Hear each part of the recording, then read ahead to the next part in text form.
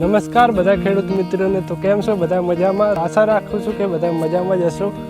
તો આજે આપણે રાયડું વાઢવાનું શરૂ કરી દીધું છે. તો આજના વિડીયોમાં હું તમને થોડું એક્સપ્લેન કરવાની કોશિશ કરીશ કે રાયડાની કાપણીનો સાચો ટાઈમ કયો હોય છે, કેટલા દિવસે રાયડાની કાપણી કરવી જોઈએ, અને જો તમે રાયડાની કાપણી સાચા ટાઈમે નહીં કરો તો શું તમને નુકસાન જઈ શકે છે.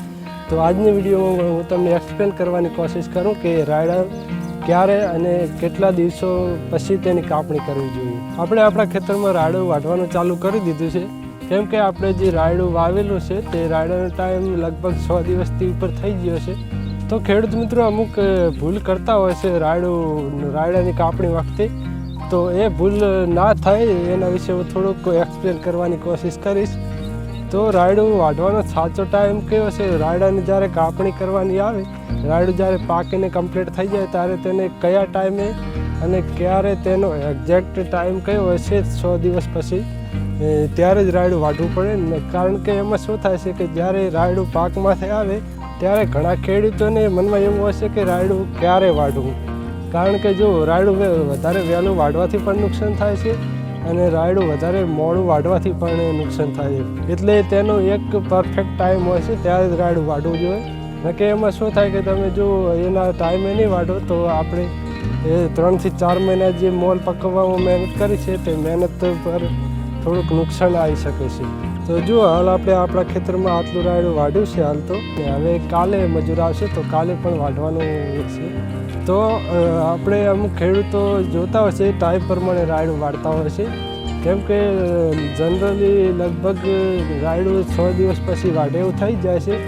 પરંતુ એવું ના કરતા, કેમ કે 100 દિવસ આપણે દાડા ગણીને રાયડું ના વઢાય. આપણો મોલ આપણે પકવીએ છીએ એટલે આપણને થોડા ઘણી તો માહિતી હોય જ કે મોલ ક્યારે વાઢવો. તો એમાં દાડા ગણીને રાયડું ના વઢાય, રાયડાની સ્ટેજ જોઈને રાયડું વાઢવું જોઈએ. તો હું તમને રાયડામાં જઈ અને થોડુંક બતાવવાની પ્રયત્ન કરું કે રાયડું ક્યારે વાઢવું જોઈએ.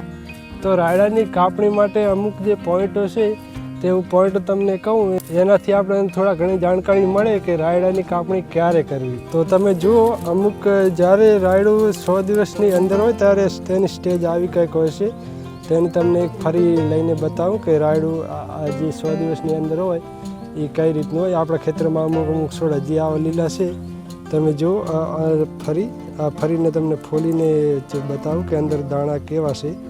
તો તમે જુઓ આ ફરીમાં હાલ તો દાણા અંદર લીલા છે, એટલે આ દાણામાં શું હશે? એવો દાણો જ્યારે લીલો હશે ત્યારે તેમાં પાણીનું પ્રમાણ વધારે છે. તો પાણીનું પ્રમાણ વધારે હોવાથી તે ટાઈમે જો તો આપણે રાયડું વાઢી લઈએ તો તેમાં થશે શું કે રાયડાનું વજન એક તો ઘટશે અને તેનું તેલનું પ્રમાણ પણ અંદર ઓછું આવશે, જેથી કરીને વજન પણ ઓછો પકડશે. રાયડાનો માર્કેટમાં ભાવ ક્યારે આવે? જ્યારે રાયડું એકદમ કારું દેખાવું પડે, એક કાળસ મારતો દાણો તેનો થઈ જવો પડે. પરંતુ જ્યારે લીલું રાયડું વાઢો, અંદર દાણો લીલો હોય, એનાથી શું થાય કે અંદર પાણીનું પ્રમાણ વધારે હોવાનું, તેનાથી લઈને દાણો સુકાય ત્યારે દાણો નાનો થઈ જશે, અને નાનો થવાથી તેમાં તેલનું પ્રમાણ પણ ઓછું રહેશે અને વજન પણ ઓછો પકડશે, અને આવું થવાથી માર્કેટમાં તેનો ભાવ પણ ઓછો આવે. તો જ્યારે આ સ્ટેજમાં રાયડું હોય ત્યારે તો રાયડાને ના જ વાઢવું, કેમ કે આવું રાયડું વાઢવાથી ખેડૂતને એક મોટું નુકસાન આવી શકે. અને એક બીજી સ્ટેજ આવે છે રાયડાની 100 દિવસ પછી. તો એ પણ તમને એની એક ફરી તોડીને બતાવું કે એ રાયડું ક્યારે વાઢવું અને તેમાં કઈ રીતનો દાણો હોય છે. તો બીજા સ્ટેજની ફરી કંઈક આવી હશે, તમે જોઈ શકો છો. એક તરફ આવો કલર હશે ભૂરા કલરનો અને એની બીજી તરફ હશે આવા લીલો કલર. તો આ સ્ટેજમાં આવે ત્યારે રાયડું કાપણી માટે તૈયાર થઈ જશે, પરંતુ તેમાં તમને દાણો ફોલીને બતાવું કે તેમાં કેવા દાણા છે. તો તમે જુઓ કંઈક આ રીતના તેમાં દાણા છે. તો આ રાયડું 100 દિવસ ઉપર થઈ ગયું છે. તો આ રીતના જ્યારે દાણા થઈ જાય આપણે રાયડાના, ત્યારે જ આપણે રાયડા વાઢવા માટે કમ્પ્લીટ ટાઈમ ગણાય. તો જ્યારે તમને હાલ જે દાણા બતાવ્યા એવા દાણા રાયડાના કમ્પ્લીટ થઈ જાય, અને એવા દાણા જો તમારા આખા ખેતરમાં તો ક્યારે એવું નહીં થાય કે એક જ રીતના દાણા થઈ જશે. અમુક દાણા હજી ગુણા પણ રહેશે, અમુક જગ્યાએ રાયડું કાચું પણ હશે. પરંતુ આપણે ખેતરમાં આંટો મારીને આપણને એટલી તો ખબર પડે જ, જ્યારે 80% જેટલું રાયડું એ રીતનું થઈ જાય, દાણો તેમાં કારો થઈ જાય કમ્પ્લીટ, પછી રાયડાની કાપણી કરવા માટે તેને પરફેક્ટ ટાઈમ ગણાય. તો એ સ્ટેજમાં તમે રાયડાની કાપણી કરી શકો છો. તો જે આપણા ખેતરમાં 15 થી 20% જેટલું રાયડું જે હજી કાપણીના ટાઈમ નથી આવ્યો, તે જો આપણે પાકવા દઈશું તો તેમાં થશે શું કે જે પહેલાં 80% જેટલું રાયડું પાકી ગયું છે તે રાયડું સૂકી જશે અને વાઢતી વખતે તે રાયડું ખરી શકે છે. એટલે આપણે જે 20% જેવું રાયડું હજી આપણા ખેતરમાં જે કૂણું છે તેની ફરી લીલી છે તેના ઉપર ના વિચારને આપણે કાપણી ચાલુ કરી નાખવી જોઈએ, કેમ કે વધારે મોડું કરવાથી પણ આપણે નુકસાન જઈ શકે છે. હું તમને એક આપણા ખેતરમાં અમુક જગ્યાએ એવું રાયડું થઈ ગયું હતું તે તમને સ્ક્રીન પર હાલ દેખાતો જ હશે. તો આપણે જ્યારે રાયડાની વાઢવાનું ચાલુ કરીએ તો અમુક જગ્યાએ જે વધારે રાયડું પાકી ગયું તે રાયડું ખરી શકે છે, તો તેમાં પણ આપણે નુકસાન આવી શકે છે. તો આપણા ખેતરમાં પણ અમુક છોડ એવા થઈ જશે જેમાં ફરી હુકાઈ ગઈ છે. જે છોડ આપણે છે તેમાં અમુક જે એવા છોડ છે જે ખરે છે દાણા તેમાંથી. તો હું તમને એવી ફરી પણ બતાવું.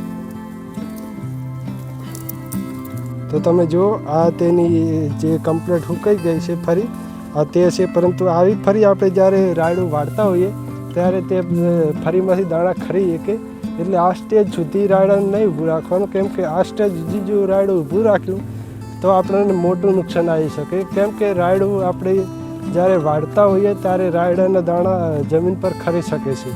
તો રાયડું વાઢવાનો પરફેક્ટ ટાઈમ એ જ છે કે જ્યારે ફરી એક તરફ ભૂરી અને એક તરફ છે જે લીલી હોય તો પણ ચાલે, તો એ સ્ટેજ ઉપર રાયડું વાઢી લેવાય.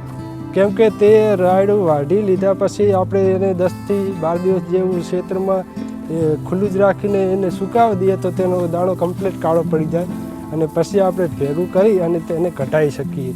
અને પછી તેને માર્કેટમાં તમે લઈ જશો તો તેમાં દાણાની સાઇઝ પણ જળવાઈ રહેશે અને તેમાં જે તેલનું પ્રમાણ હોય પણ સારું જળવાઈ રહેશે અને દાણો પણ કમ્પ્લીટ ચમકદાર રહેશે.